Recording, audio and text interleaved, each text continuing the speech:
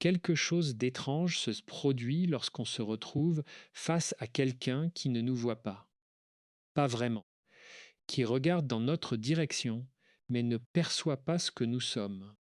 Et ce moment-là, ce regard qui passe à travers nous, comme si nous étions transparents, ou pire, ce regard qui s'arrête et qui juge, qui réduit, qui minimise, ce moment-là laisse une trace. Une trace qui parfois dure des années. Je voudrais aujourd'hui vous parler de cela, de cette expérience très particulière d'être sous-estimé, d'être vu en dessous de ce qu'on est. Et je voudrais vous parler aussi de ce qui se passe ensuite, parce qu'il y a un ensuite. Il y a toujours un ensuite. Et cet ensuite, c'est peut-être la chose la plus précieuse que nous puissions explorer ensemble aujourd'hui. Vous savez, dans ma pratique, j'ai rencontré des centaines de personnes, des hommes, des femmes, des adolescents devenus adultes, des adultes qui portaient encore en eux quelque chose de très ancien. Et l'une des blessures les plus récurrentes, l'une de celles qui revient le plus souvent sous des formes différentes, c'est précisément celle-là. Avoir été jugé trop petit, trop timide, pas assez brillant, pas assez courageux, pas fait pour ça. Ce n'est pas pour toi ça. Tu ne vas pas y arriver. Laisse tomber. Ces phrases, certains d'entre vous les ont entendues de la bouche d'un parent, d'autres d'un professeur, d'un collègue, d'un partenaire. Et parfois, il n'y a même pas de phrase. Il y a juste une absence, un manque d'intérêt, un silence qui dit à sa façon que vous ne valez pas la peine qu'on s'attarde. Et la question que je veux poser dès maintenant, dès ces premières minutes, c'est celle-ci. Qu'est-ce qu'on fait avec ça? Qu'est-ce qu'on fait quand on a été sous-estimé? Est-ce qu'on se rétrécit pour correspondre à l'image qu'on a donnée de nous? Est-ce qu'on se bat pour prouver quelque chose? Ou est-ce qu'il existe une troisième voie plus silencieuse, plus profonde, plus durable? C'est de cette troisième voie que je vais vous parler aujourd'hui. Pendant les prochaines heures, nous allons cheminer ensemble. Nous allons explorer ce que la psychologie nous apprend sur la sous-estimation, sur l'estime de soi, sur la résilience tranquille. Nous allons regarder comment certaines personnes ont transformé le mépris des autres en quelque chose d'extraordinairement fertile. Et nous allons surtout comprendre pourquoi ceux qui nous sous-estimant, d'une certaine façon, nous rendent un service douloureux, certes, mais un service tout de même. Installez-vous confortablement, laissez vos épaules descendre, respirez un peu plus lentement. Ce qui suit n'est pas une leçon, c'est une conversation. Je voudrais commencer par vous raconter quelque chose de très simple, une image que j'utilise souvent avec mes patients et qui, à chaque fois, semble leur parler. Imaginez une graine que vous tenez dans le creux de votre main. Elle est petite, presque insignifiante. Si vous la montrez à quelqu'un qui ne sait pas ce qu'elle est, il vous dira peut-être: «Mais c'est quoi ça?» Ce n'est rien. C'est juste un petit morceau de quelque chose de brun, sans forme, sans attrait particulier. Et cette personne aurait techniquement raison. Au moment où elle regarde, c'est effectivement petit. C'est effectivement sans éclat apparent. Mais cette personne fait une erreur fondamentale. Elle confond l'état présent avec le potentiel total. Elle voit ce qui est là maintenant et elle en déduit ce qui sera, ce qui peut être, ce qui est possible. Et c'est précisément l'erreur que commettent ceux qui nous sous-estiment.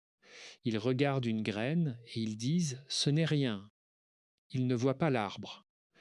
Et vous savez ce qui est fascinant avec cette image?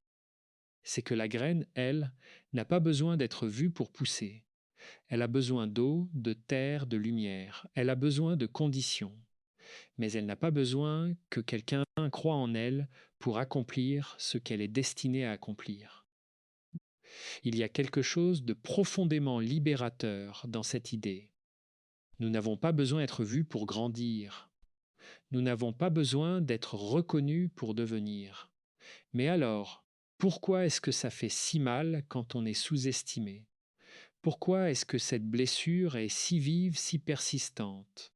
C'est là que la psychologie devient précieuse, parce qu'elle nous aide à comprendre, non pas pour excuser, mais pour comprendre. Et comprendre, c'est déjà reprendre du pouvoir. Nous sommes des êtres sociaux, fondamentalement, profondément sociaux. Depuis notre naissance, nous avons besoin du regard de l'autre pour nous construire. Le petit enfant qui cherche les yeux de sa mère, qui attend qu'elle sourie pour sourire à son tour, qui vérifie dans le regard de son père qu'il est en sécurité avant de s'aventurer plus loin. Cet enfant fait quelque chose d'absolument naturel et nécessaire. Il utilise l'autre comme miroir. Il se voit dans le regard qu'on lui porte. Et c'est là que tout se joue. Parce que si le miroir est déformant, si le regard qu'on reçoit est froid, critique, absent ou méprisant, on risque de croire que c'est nous qui sommes tordus. On risque d'intérioriser la distorsion comme si c'était la réalité.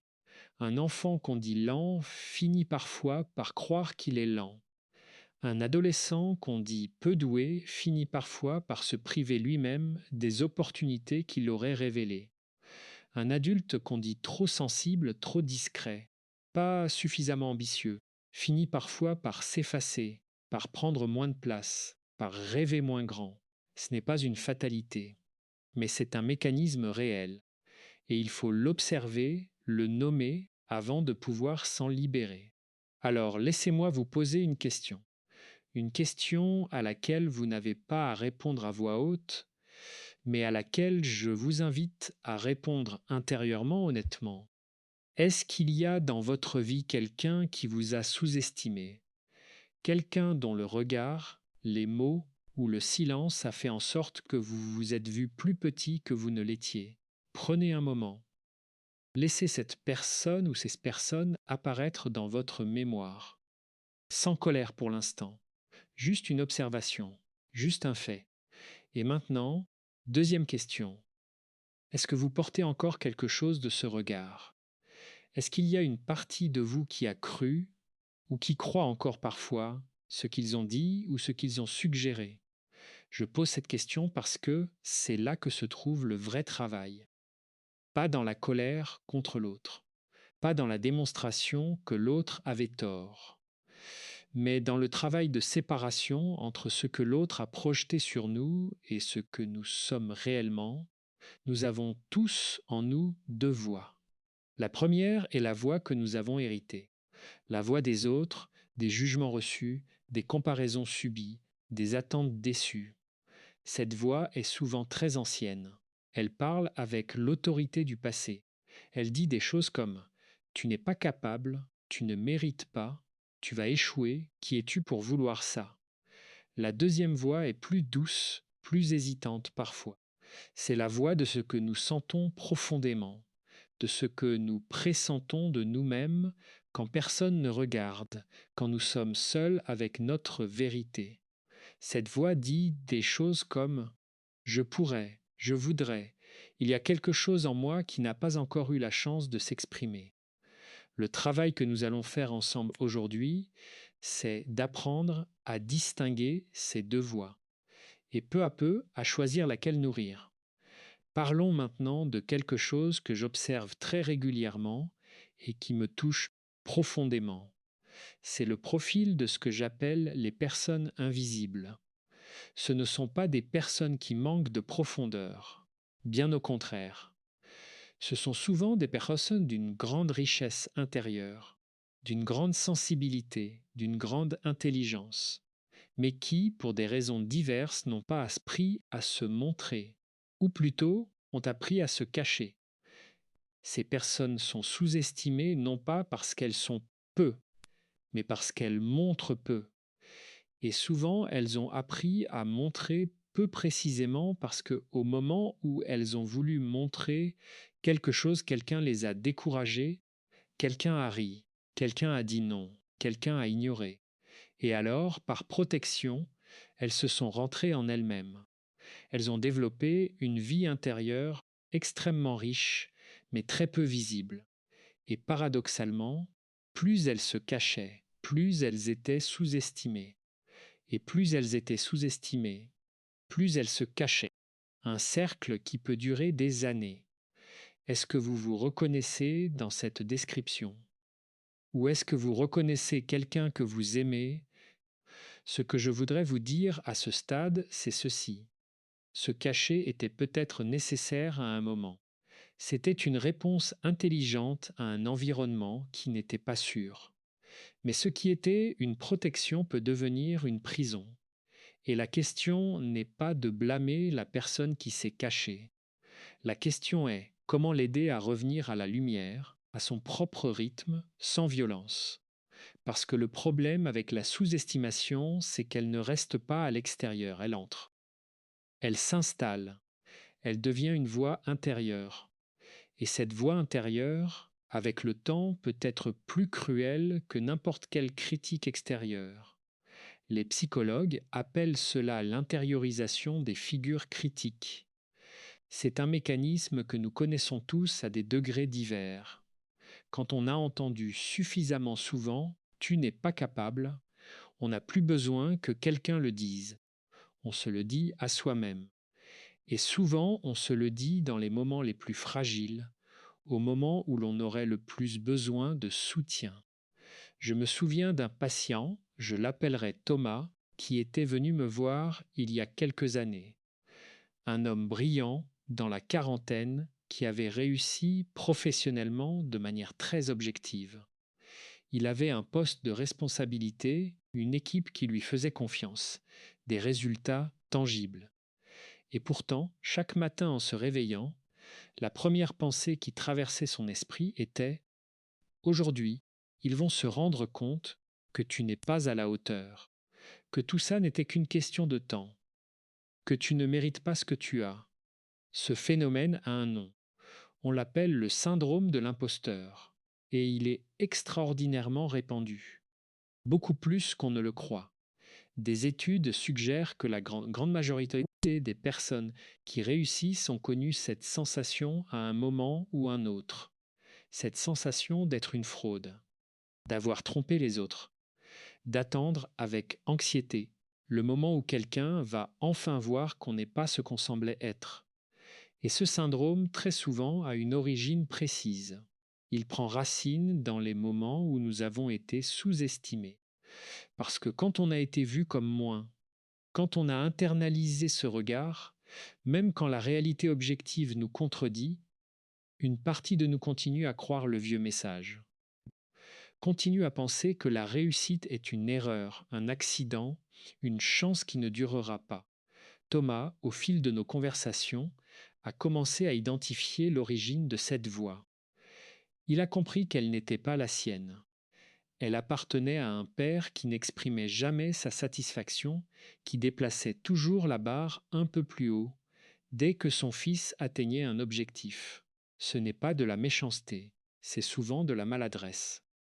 Parfois une tentative maladroite de motiver. Mais l'effet pour l'enfant puis pour l'adulte, c'est un message silencieux qui dit « quoi que tu fasses, ce n'est pas encore assez ». Et Thomas, adulte, avait transposé ce message sur tout son environnement. Il avait transformé le monde en un grand-père exigeant et silencieux qu'il essayait désespérément de satisfaire sans jamais y parvenir vraiment. Le travail que nous avons fait ensemble, c'était de séparer le passé du présent, de reconnaître que la voix critique qu'il entendait n'était pas celle de la réalité, et surtout de commencer à construire une relation différente avec lui-même, une relation qui ne dépende plus de la validation externe pour exister. Si vous continuez à m'écouter et que quelque chose de que vous entendez vous touche, prenez un moment pour vous abonner à cette chaîne. Cela vous permettra de retrouver d'autres conversations comme celle-ci, d'autres espaces pour réfléchir à ce qui compte vraiment. Continuons maintenant avec une question qui me semble essentielle. Pourquoi certaines personnes, après avoir été sous-estimées, s'effondreront-elles, tandis que d'autres semblent puiser dans cette expérience une force extraordinaire? Qu'est-ce qui fait la différence? La réponse n'est pas simple. Elle n'est pas non plus une affaire de mérite ou de faiblesse. Ce serait trop facile et surtout inexact. La différence, selon ce que nous savons aujourd'hui, tient à plusieurs facteurs. Et l'un des plus importants, c'est ce qu'on appelle la narrativité, c'est-à-dire la façon dont on raconte l'histoire. Permettez-moi d'expliquer.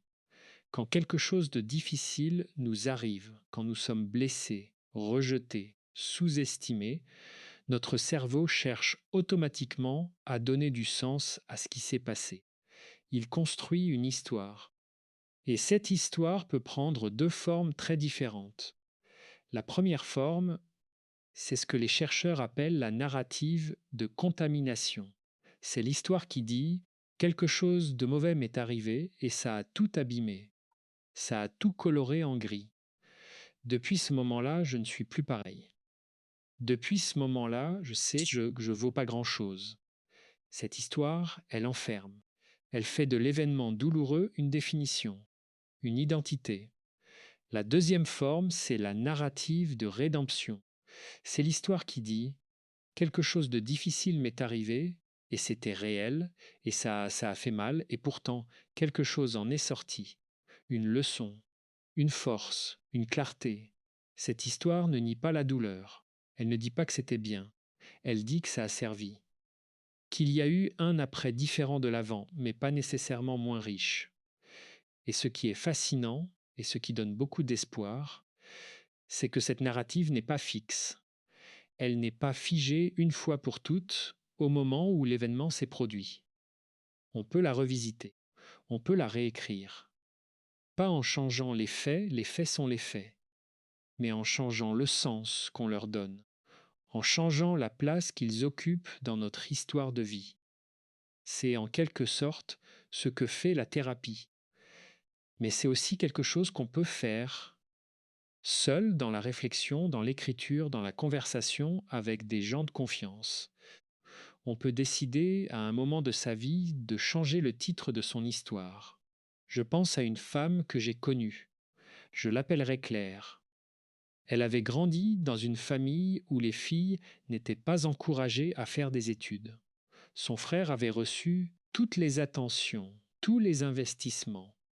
Elle, on lui avait dit gentiment mais clairement que son rôle serait ailleurs, qu'elle n'avait pas besoin de ça, qu'elle se débrouillerait très bien sans. Pendant des années, Claire avait cru cette histoire. Elle s'était mise en retrait dans sa vie professionnelle. Elle avait évité les promotions. Elle s'était excusée d'exister dans des réunions. Et un jour, autour de la quarantaine, quelque chose s'est passé. Elle a lu un livre de philosophie stoïcienne en fait, pas de psychologie. Et une phrase de Marc Aurèle l'avait traversée.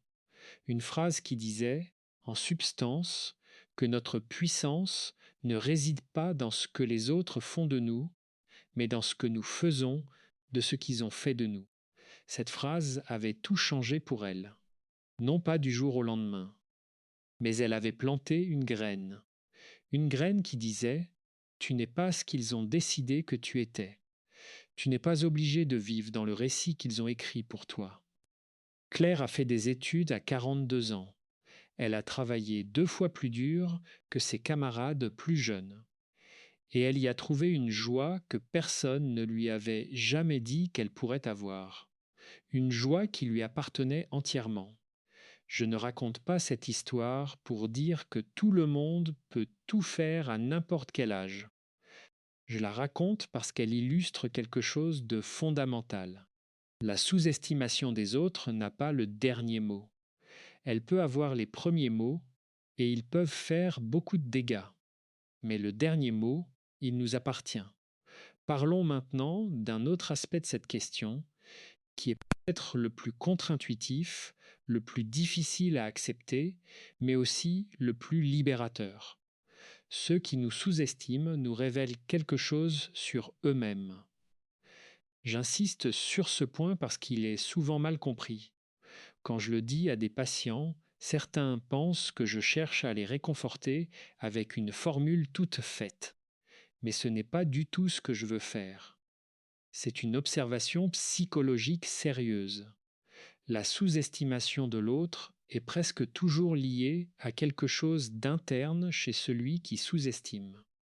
Parfois c'est de la peur de celui qui est différent, qui ne rentre pas dans les cases, dont le potentiel pourrait remettre en question sa propre place. Parfois c'est de l'ignorance, une incapacité sincère à voir ce qui n'est pas encore visible, ce qui est encore en gestation. Parfois c'est de la projection. La personne qui dit tu ne vas pas y arriver dit souvent inconsciemment ce qu'elle se dit à elle-même. Et parfois c'est de la bienveillance maladroite. Un parent qui dit tu n'es pas fait pour ça pense parfois te protéger de la déception. Il n'a pas les outils pour accompagner l'ambition. Il a peur pour toi. Cette peur prend la forme d'un frein, et ce frein te blesse. Mais sa source n'était pas la malveillance. Comprendre tout cela ne signifie pas excuser. On peut comprendre et être en colère en même temps. On peut comprendre et garder de la distance. Comprendre ne veut pas dire approuver, ni oublier, ni se réconcilier. Comprendre veut dire qu'on reprend une partie du pouvoir, parce qu'on sort de la posture de la victime d'une sentence arbitraire pour entrer dans la posture de quelqu'un qui analyse une situation humaine complexe. Et ça change tout, parce que la victime d'une sentence est passée, définie, condamnée. L'analyste d'une situation humaine est libre, libre de voir autrement, libre de choisir sa prochaine étape. Je voudrais maintenant m'arrêter sur une notion que je trouve extraordinairement importante et qui est, je crois, au cœur de tout ce dont nous parlons aujourd'hui. C'est la notion d'estime de soi inconditionnelle. Nous avons tous entendu parler de l'estime de soi. C'est un concept très utilisé, parfois trop, parfois de manière simpliste. Mais il y a une distinction que peu de gens font et qui est pourtant cruciale. Il y a ce que j'appelle l'estime conditionnelle et l'estime inconditionnelle. L'estime conditionnelle, c'est celle qui dit ⁇ Je me respecte parce que je réussis. Je m'aime parce que je suis validé. Je me sens bien parce que les autres me voient positivement. ⁇ Cette estime-là est extrêmement fragile. Elle est en permanence dépendante de l'extérieur. Elle monte quand on est applaudi. Elle chute quand on est critiqué. Elle est comme un ballon qu'on gonflerait avec le souffle des autres. Dès que le souffle s'arrête, il se dégonfle. Et c'est cette estime-là qui souffre le plus quand on est sous-estimé, parce qu'elle avait besoin du regard positif de l'autre pour se maintenir. Et quand ce regard devient négatif ou absent, tout s'effondre. L'estime inconditionnelle, c'est quelque chose de très différent. C'est un rapport à soi qui ne dépend pas des performances, des succès, des validations. C'est une forme de paix intérieure qui dit ⁇ Je suis une personne qui a de la valeur non pas parce que j'ai réussi tel ou tel projet, non pas parce que j'ai obtenu telle ou telle reconnaissance, mais simplement parce que j'existe, parce que j'ai une histoire, des expériences, une sensibilité, des capacités d'aimer et de comprendre. Cette estime-là est beaucoup plus stable. Elle n'est pas imperméable à la douleur. On peut être blessé, on peut souffrir d'un rejet, mais on ne s'effondre pas, parce que le fondement ne dépend pas de l'autre. Et la question que j'entends souvent, c'est mais comment on la construit, cette estime inconditionnelle? Comment on y accède quand on a grandi dans un environnement qui ne la favorisait pas? C'est une très bonne question. Et la réponse honnête, c'est que ça prend du temps, que ce n'est pas une transformation qui se fait du jour au lendemain. Mais il y a des chemins, il y a des pratiques, il y a des approches qui, progressivement, permettent de déplacer le centre de gravité de l'extérieur vers l'intérieur. L'une d'elles, que je recommande souvent et qui est appuyée par de nombreuses études, c'est la pratique de l'autocompassion. Un terme qui peut sembler flou au premier abord, mais qui recouvre quelque chose de très concret. L'autocompassion, c'est apprendre à se parler à soi-même comme on parlerait à un ami proche qui traverse une période difficile.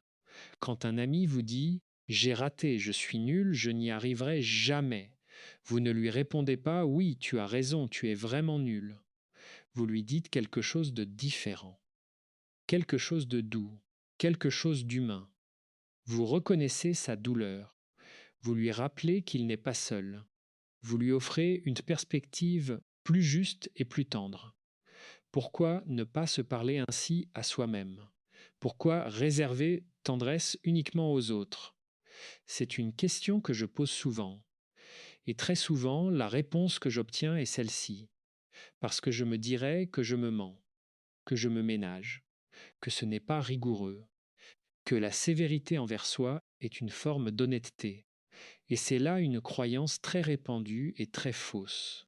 La sévérité envers soi n'est pas de l'honnêteté, c'est souvent une distorsion.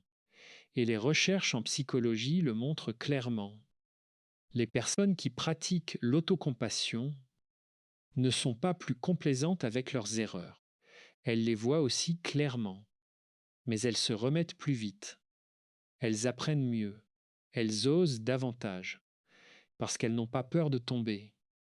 Elles savent qu'elles seront douces avec elles-mêmes si elles tombent. Si ce que vous entendez résonne avec quelque chose dans votre vie, je vous invite à prendre un moment, à vous abonner à cette chaîne. Chaque semaine, nous explorons ensemble ces questions qui touchent à notre façon de nous voir, de nous traiter, de grandir. Vous n'avez pas à faire ce chemin seul.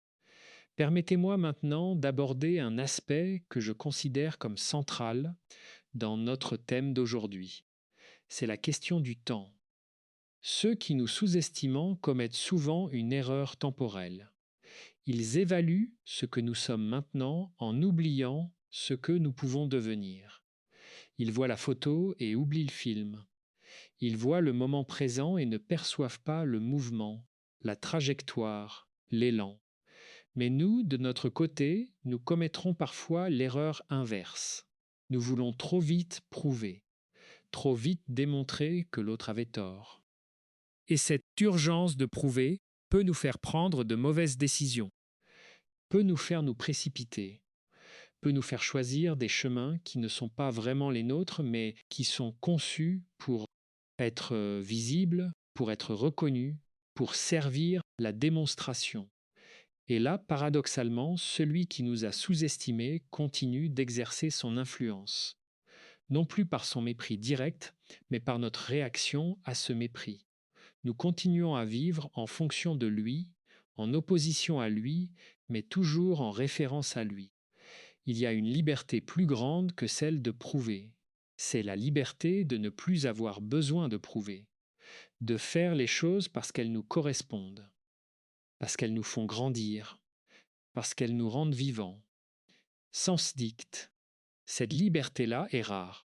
Elle demande une certaine maturité. Elle demande d'avoir suffisamment consolidé son rack-soi pour ne plus dépendre du verdict de l'autre. Mais elle est accessible et quand on la goûte, on ne veut plus revenir en arrière. Je pense souvent à des artistes, à des scientifiques, à des entrepreneurs qui ont connu des échecs retentissants, des rejets publics, des humiliations professionnelles, et qui, au lieu de s'effondrer ou de chercher la revanche immédiate, se sont simplement tournés vers leur travail, ont continué, ont approfondi, et dont les noms souvent sont ceux qu'on retient des décennies plus tard, pas parce qu'ils ont prouvé que les autres avaient tort, mais parce qu'ils ont été fidèles à quelque chose qui les dépassait. Il y a dans cette fidélité une forme de dignité que je trouve profondément belle. Une dignité qui dit « Je ne me définis pas par le regard de celui qui ne me voit pas. Je me définis par ce à quoi je suis fidèle. » Explorons maintenant quelque chose de plus subtil, quelque chose que j'observe souvent mais dont on parle peu. C'est ce que j'appelle la sous-estimation intérieure. Nous avons beaucoup parlé de la sous-estimation venue des autres. Mais il y a une forme de sous-estimation qui est peut-être encore plus répandue et plus insidieuse. C'est celle que nous nous infligeons à nous-mêmes. Et cette sous-estimation-là, elle a parfois des origines extérieures, comme nous l'avons vu. Mais elle a pris racine en nous. Elle est devenue une habitude de pensée. un réflexe. Et comme tous les réflexes, elle fonctionne automatiquement, sans qu'on ait besoin d'y réfléchir. Elle se manifeste de nombreuses façons, dans la façon dont on minimise ses propres réussites. Oui, j'ai réussi, mais c'était facile. Oui, on m'a dit que c'était bien, mais ils étaient polis. Oui, j'ai décroché ce poste, mais il y avait peu de candidats. Elle se manifeste dans la façon dont on amplifie ses erreurs. Un seul échec efface 10 réussites. Une critique annule sans encouragement. Un moment de doute devient une preuve définitive d'incompétence. Elle se manifeste dans la façon dont on se compare, toujours avec ceux qui font mieux, jamais avec ceux qui font moins bien. Comme si la comparaison n'était jamais neutre, jamais équitable, toujours orientée pour confirmer l'insuffisance. Et elle se manifeste dans la façon dont on anticipe, en imaginant le pire scénario, en se convainquant à l'avance que ça ne marchera pas, que ce n'est pas pour soi, que ce serait trop présomptueux d'espérer. Reconnaissez-vous l'une de ces formes? Je serais étonné si vous ne trouviez pas au moins un écho à votre propre expérience. Parce que cette tendance est quasi universelle. Elle varie en intensité, en fréquence, mais elle traverse la plupart des êtres humains. La bonne nouvelle, et il y en a une, c'est que ces habitudes de pensée sont des habitudes. Et les habitudes, ça se change. Pas facilement, pas vite, mais ça se change. La première étape, c'est toujours la même, c'est l'observation. Avant de changer quoi que ce soit, il faut voir ce qui se passe, nommer les pensées, les reconnaître pour ce qu'elles sont, des automatismes, pas des vérités, des schémas appris, pas des constats objectifs. Les thérapies cognitives, notamment, ont développé des outils très efficaces pour cela.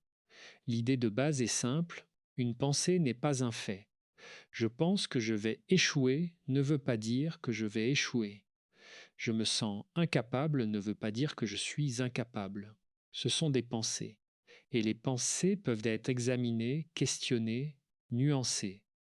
Quand une pensée critique sur vous-même apparaît, essayez de lui poser ces questions simples. Est-ce que cette pensée est basée sur des faits? Est-ce que je prendrais cette pensée en compte si elle concernait quelqu'un que j'aime? Est-ce qu'il y a une autre façon de voir la situation? Ces questions ne chassent pas magiquement les pensées négatives, mais elles créent un espace entre vous et la pensée. Et dans cet espace, quelque chose de plus libre, de plus juste, peut émerger. Parlons à présent de quelque chose que je tiens à aborder avec beaucoup de soin. C'est la question des relations avec ceux qui nous sous-estiment. Parce que dans la vie réelle, ces personnes ne sont pas toujours des étrangers ou des figures du passé. Ce sont parfois des membres de notre famille, des amis proches, des collègues avec lesquels on travaille quotidiennement. Et la question de comment se comporter avec elles est à la fois concrète et complexe. Il y a plusieurs postures possibles, et aucune n'est universellement bonne. Tout dépend du contexte, de l'intensité de la relation, de la réciprocité affective, de la possibilité de dialogue. La première posture, c'est la conversation directe. Dire à l'autre calmement ce qu'on a ressenti. Quand tu as dit ça, ça m'a touché de cette façon. Je voudrais que tu saches que j'ai besoin d'un regard différent de ta part. Cette conversation est possible quand il y a de la bonne foi des deux côtés, quand la relation a une base solide, quand l'autre est capable d'entendre. Mais parfois, cette conversation n'est pas possible, soit parce que l'autre ne peut pas ou ne veut pas entendre, soit parce que le déséquilibre de pouvoir est trop grand, soit parce que la relation n'a pas la profondeur nécessaire pour supporter ce type d'échange. Dans ces cas-là, une deuxième posture est la distance douce. Ce n'est pas la rupture brutale. C'est une façon de réduire l'exposition, de moduler la place qu'on donne à cette personne dans sa vie, de choisir de partager moins, de s'ouvrir moins, de ne plus chercher dans ce regard une validation qu'on ne trouvera pas. Et il y a une troisième posture qui est peut-être la plus puissante à long terme, C'est ce que j'appelle le désengagement émotionnel, non pas l'indifférence, qui serait froide et défensive, mais une forme de liberté intérieure qui dit: ton regard me touche encore parfois, mais il ne me définit plus. Je n'attends plus rien de toi en termes de reconnaissance. Et parce que je n'attends plus rien, tu n'as plus de prise sur moi. Ce désengagement est le fruit d'un travail. Il ne s'obtient pas par décision intellectuelle seule. Il se construit par le développement d'autres sources de sens, d'autres regards bienveillants, d'une relation à soi-même plus solide. Et je voudrais vous dire quelque chose d'important sur les relations qui nous font du bien. Elles sont essentielles, absolument essentielles. Nous sommes des êtres sociaux. Nous avons besoin de regards, mais nous pouvons choisir quel regard chercher. Nous pouvons cultiver des relations avec des personnes qui nous voient bien, qui nous soutiennent sans nous étouffer, qui nous challengent sans nous écraser, qui croient en nous, pas de manière aveugle, mais de manière lucide et aimante. Ces relations-là, elles nourrissent l'estime de soi, elles construisent quelque chose. Et quand on a suffisamment de ces relations-là, quand on a suffisamment de regards bienveillants dans sa vie, le regard de celui qui sous-estime perd de sa force. Il ne disparaît pas, il ne devient pas sans effet, mais il ne peut plus tout emporter. Si vous êtes encore là, si vous m'avez accompagné jusqu'ici, ces probes bavin vous touchent de près. Je vous invite à partager cet audio avec quelqu'un qui, dans votre entourage, traverse peut-être cette expérience d'être sous-estimé. Et si vous ne l'avez pas encore fait, abonnez-vous. C'est une façon simple de continuer ce chemin ensemble. Je voudrais maintenant vous parler de quelque chose que j'appelle la puissance tranquille. Parce que dans notre culture, on associe souvent la force à la démonstration, à la visibilité, au bruit. Celui qui parle fort est fort. Celui qui occupe l'espace est puissant. Celui qui s'impose est respecté. Et cette équation-là laisse de côté toute une catégorie de personnes. Les personnes discrètes, les personnes qui réfléchissent avant de parler, les personnes qui agissent en profondeur plutôt qu'en surface, les personnes dont la richesse n'est pas immédiatement visible parce qu'elle est intérieure. Ces personnes-là sont souvent sous-estimées et souvent c'est précisément leur discrétion qui est lue comme un manque d'ambition, un manque de confiance, un manque de substance, alors que c'est souvent exactement l'inverse. Il y a une forme de force dans le silence, une forme d'intelligence dans l'observation, une forme de courage dans la patience. Ces qualités ne crient pas, elles ne se montrent pas facilement. Et dans un monde qui valorise le spectaculaire, elles passent souvent inaperçues. Mais regardons ce que l'histoire nous dit. Les personnes qui ont profondément transformé leur domaine, qu'il s'agisse de sciences, d'art, de philosophie, de médecine, de pédagogie, ne sont pas toujours celles qui ont occupé le devant de la scène dès le début. Beaucoup ont travaillé dans l'ombre pendant de longues années. Beaucoup ont été ignorés, critiqués, marginalisés, et beaucoup ont continué malgré tout, non pas pour prouver, mais parce que leur travail les appelait. Et c'est là que je veux en venir. La puissance tranquille n'a pas besoin de l'approbation immédiate. Elle se nourrit d'une vision à plus long terme. Elle comprend que le temps est un allié, pas un ennemi, que ce qui est construit en profondeur dure plus longtemps que ce qui est construit en vitesse. Je pense à tous ceux qui ont été relégués dans l'ombre par leurs contemporains et dont le travail a continué à vivre et à irriguer des générations entières bien après que leurs détracteurs aient été oubliés. Je pense à ces professeurs que les systèmes éducatifs n'ont jamais récompensés, mais dont les élèves portent encore en eux, des décennies plus tard, la marque d'une parole décisive. Je pense à ces parents qui n'ont jamais été célébrés, mais dont l'amour patient et discret a construit des êtres capables d'aimer à leur tour. La puissance tranquille laisse des traces. Elle ne les annonce pas, elle ne les comptabilise pas, mais elles sont là. Et je crois profondément que si vous êtes une personne discrète, si vous êtes quelqu'un que le monde n'a pas encore vu ou pas encore bien vu, il y a peut-être quelque chose d'important à entendre dans ce que je dis. Votre discrétion n'est pas un défaut. Votre profondeur n'est pas un handicap. Votre façon d'être au monde a une valeur propre, même si personne ne vous l'a dit, même si le monde autour de vous valorise autre chose. Vous êtes une graine. Et la graine n'a pas besoin de ressembler à l'arbre pour en avoir le potentiel. Maintenant, je voudrais aborder quelque chose qui me tient particulièrement à cœur. C'est la question de ce que nous faisons des blessures.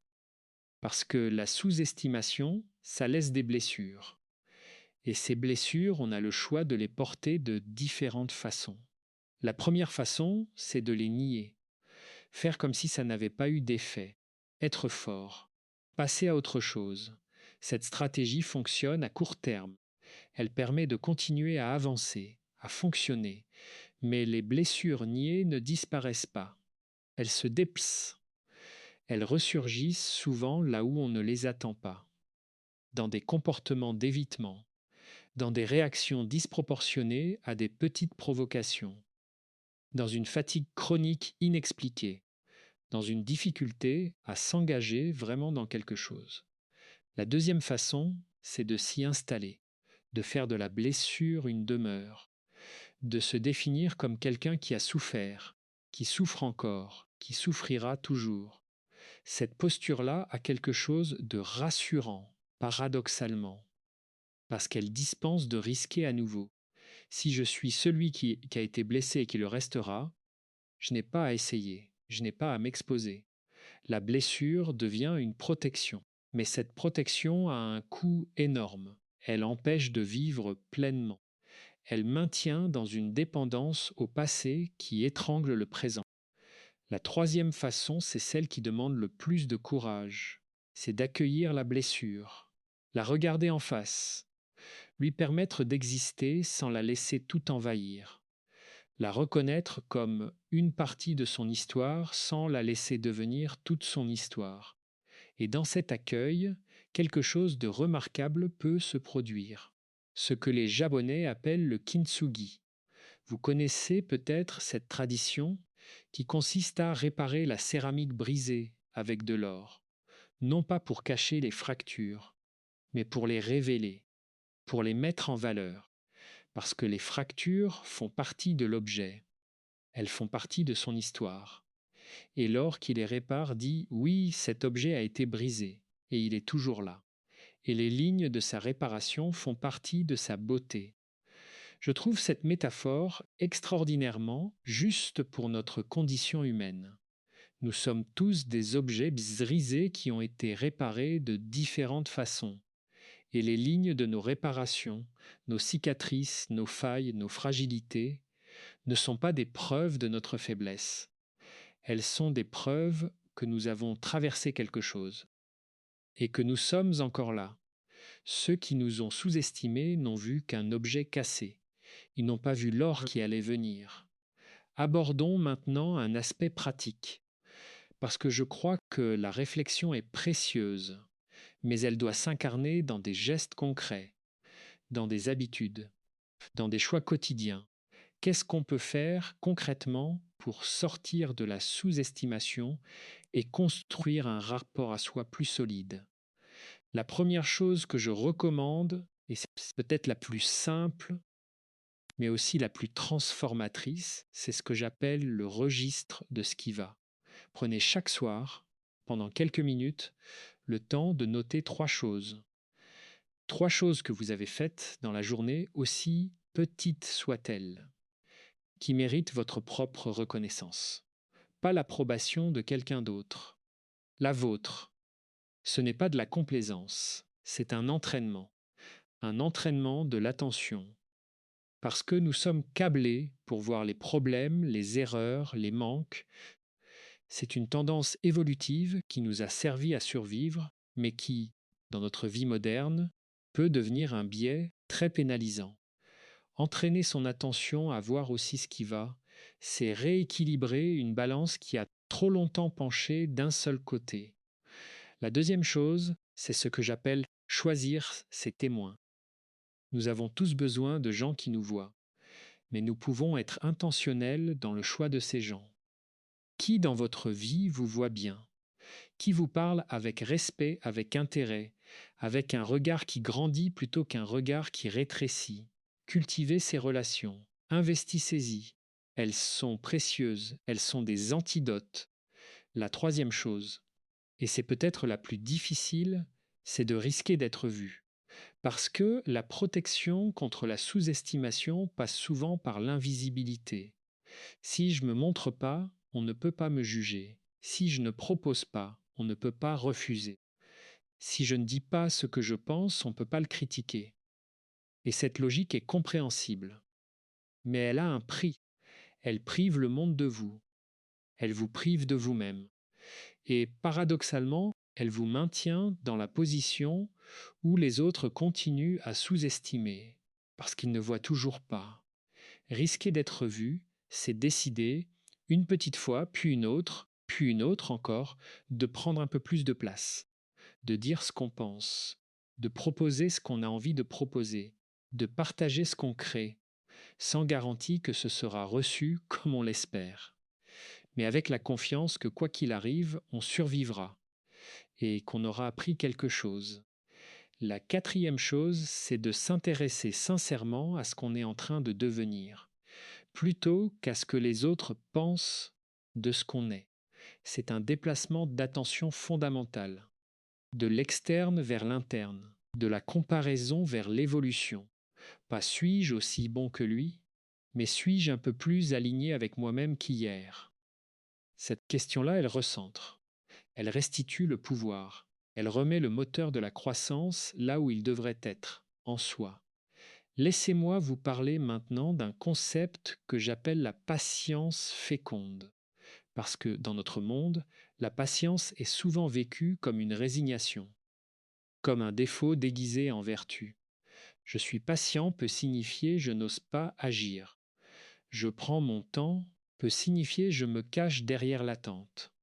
Mais il y a une patience qui est tout autre chose. Une patience qui est active, engagée, pleine d'intention, qui sait que certaines choses demandent du temps pour mûrir, et qui, plutôt que de se battre contre ce temps, l'utilise. Cette patience-là, je la vois chez certaines personnes qui ont été profondément sous-estimées et qui ont choisi de ne pas se précipiter dans la démonstration, qui ont choisi de continuer à travailler, à apprendre, à approfondir, à se préparer, non pas en attendant passivement, mais en construisant quelque chose dans l'ombre, en sachant que le moment viendrait, ou encore mieux, en n'ayant même plus besoin que le moment vienne, parce que le travail lui-même était devenu la récompense. Il y a quelque chose de profondément libérateur dans cette posture, parce qu'elle retire au regard de l'autre une grande partie de son pouvoir. Elle dit « Je ne suis pas pressé de te prouver quelque chose. Je suis occupé à devenir quelque chose. » Et je crois que c'est là, finalement, la vraie réponse à la sous-estimation, pas la revanche, pas la démonstration, pas l'attente anxieuse de reconnaissance, mais cet engagement tranquille, constant, fidèle, envers sa propre croissance, envers ce que l'on sait être juste pour soi, envers ce que l'on sent appelé de l'intérieur. Ceux qui sous-estiment sont souvent pressés. Ils jugent vite parce qu'ils ont besoin de classer, d'ordonner, de mettre dans des cases. Et cette précipitation les prive de voir l'essentiel, la trajectoire, le mouvement, l'arbre dans la graine. Votre patience, elle, n'est pas une faiblesse. C'est la reconnaissance que vous êtes en train de grandir et que la croissance ne se fait pas au rythme de leur certification. Je voudrais, avant d'entrer dans la conclusion, vous parler d'une dernière chose, quelque chose qui me touche profondément et qui, je crois, est essentiel dans ce chemin dont nous avons parlé aujourd'hui. C'est la question du pardon. Non pas le pardon comme effacement, non pas le pardon comme si rien ne s'était passé, mais le pardon comme acte de libération, comme décision de ne plus être tenu en otage par le passé. Les recherches en psychologie positive et en psychologie clinique montrent très clairement que le pardon bénéficie d'abord à celui qui pardonne, non pas à celui qui est pardonné. Garder de la rancœur envers ceux qui nous ont sous-estimés, c'est continuer à leur accorder du pouvoir sur nous. C'est continuer à boire le poison en espérant qu'ils souffrent.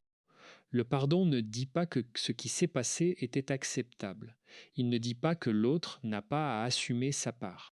Il dit simplement : je choisis de ne plus porter cela.